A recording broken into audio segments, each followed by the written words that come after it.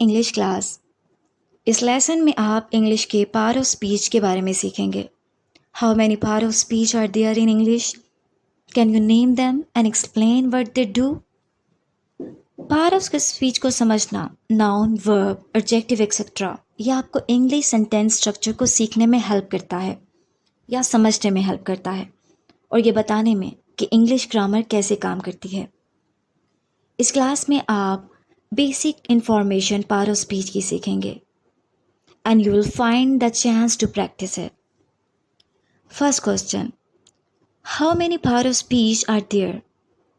Well, मैंने Google को search किया और बहुत से टॉप रिजल्ट्स में से मुझे 8 पार्ट्स ऑफ स्पीच मिले, लेकिन ऐसा बिल्कुल नहीं है।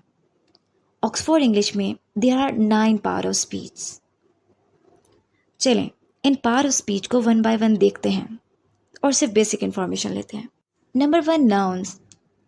Noun can be things, animals or people like doctor, pen, plant or cat. Nouns आपके ideas भी हो सकते हैं या abstract things भी. For example, happiness, time or money. Number 2, verb. Verbs can be action like do, run, fly or win. इसके अलावा verb states को भी describe करते हैं as be, love, believe or understand. Number 3, adjectives. Adjectives describe noun. For example, red, big, metal and beautiful. Number 4, adverbs. Adverbs actually verb को describe करते हैं। इसका मतलब ये है कि adverbs बताते हैं how someone does something. For example, quickly, loudly, angrily or well. Adverbs adjectives को भी डिस्क्राइब करते हैं या दूसरे adverbs को और इवन होल सेंटेंस को।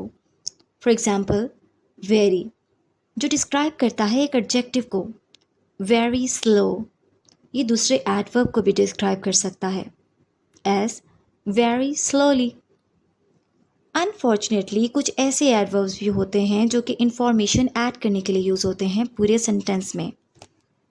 For example, unfortunately they missed the train and were late to their own wedding.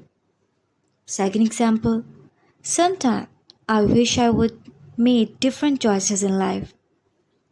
इसलिए एडवर्ब्स थोड़े कॉम्प्लिकेटेड होते हैं। यहाँ एक ऐसा वे भी है जो आप इसे याद रख सकते हैं। Adjectives and adverbs both describe other words. ये दोनों यूज़ होते हैं इंफॉर्मेशन को ऐड करने के लिए। Adjectives describe nouns. Adverbs describes everything else. Verbs, adjectives, adverbs and whole sentence. Number 5, pronouns. Pronouns represent or represents noun. यानी pronoun एक noun को represent करते हैं। Example लेते हैं, I, you, she और they. ये सब pronouns हैं जो कि मुख्तलिफ लोगों को represent करते हैं. You use pronouns to avoid repeating the same word or to refer something when it's obvious what you mean. For example, how was the weather there? यहाँ एक pronoun है जो कि place को refer करता है जो पहले बताई जा चुकी है. Second example, give me 2 please. 2 यहाँ pronoun है जो किसी चीज़ की क्वांटिटी को रेफ़र करता है जो कि पहले बताई गई है। जिस पर्सन से आप बात कर रहे हैं वो ऑलरेडी जानता है कि आप किस बारे में बात कर रहे हैं। Number 6, preposition. Prepositions usually go before a noun or noun phrase. What's their job? Prepositions की बेसिकली 2 काम होते हैं। Number 1, they can add an idea of time, place or movement to a noun. ये एक नाउन के साथ time, place या movement का आइडिया को ऐड कर देते हैं। For example, on Wednesday, in the corner, towards the door. Secondly, prepositions can connect other words to a noun or pronoun. For example, it depends on the cost. यहाँ preposition on actually verb में depend को verb के object के साथ connect करता है. Number 7, conjunctions. Conjunctions 2 चीज़ों को connect करते हैं. They connect the 2 things. ये 2 words को भी connect कर सकते हैं. For example, I like cake and ice cream. ये टू फ्रेजेस को भी कनेक्ट कर सकते हैं। For example, do you want to go now और वेट टिल दिस आफ्टरनून। आप कंजंक्शन को टू क्लॉजेस को भी कनेक्ट करने के लिए यूज़ कर सकते हैं।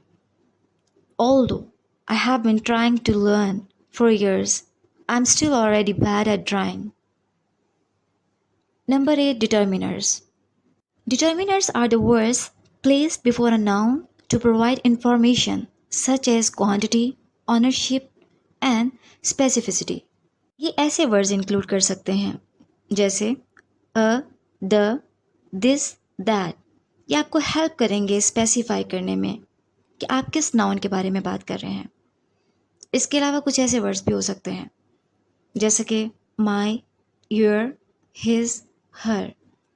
ये भी डिटर्मिनर्स हैं। ये स्पेसिफाई करते हैं कि जिस नाउन के बारे में आप बात कर रहे हैं वो किससे बिलोंग करती है। How many of something there are? Look at 2 examples. Some people. Number 2, both of my brother. Number 9, interjections. ये थोड़े डिफरेंट होते हैं क्योंकि ये नॉर्मली पार्ट नहीं होते हैं सेंटेंस का। Interjections are words and phrases which show how you feel. So इसीलिए इसको पार्ट ऑफ स्पीच में इंक्लूड किया जाता है। For example, wow, no way. So now you know about the 9 part of speech in English. Let's practice. Look at these sentences. Each sentence has 5 words. Number 1, they told me about this. Number 2, look in the cupboard. Number 3, put it there but carefully.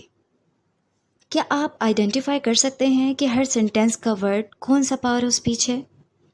Pause the video and think about your answers. क्या आपने correctly identify किया है? अपने answer को screen पर लिखे गए answer से मैच करें। I hope you have liked this video. Thanks for watching. See you next time.